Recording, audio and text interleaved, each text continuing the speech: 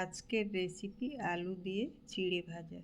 কড়াইতে সরষের তেলে সরষে, কারি পাতা, দুটো আলু, একটি পেঁয়াজ, আদা একটু গ্রেট করে, দুটো কাঁচা লঙ্কা চিড়ে আন্দাজ মতো নুন হলুদ দিয়ে আলুটা একটু ভেজে নেব।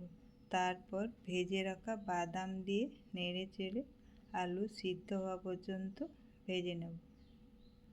আলু একটু সিদ্ধ হয়ে গেলে দিয়ে দেব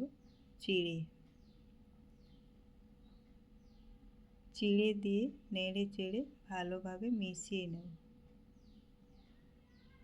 গ্যাসের আঁচ একটু কমিয়ে দিয়ে সিমে রেখে 6-7 মিনিট নেড়ে চেড়ে চিড়েটা খুব ভালোভাবে ভেজে নেব। চিড়ে ভাজা হয়ে গেলে ওপরে একটু চিনি ছড়িয়ে নেড়ে চেড়ে নামিয়ে নেব। আজকের রেসিপি আলু দিয়ে চিড়ে ভাজা রেডি। সকালের ব্রেকফাস্ট কিংবা বিকেলের নাস্তার জন্য চিড়ে ভাজা রেডি।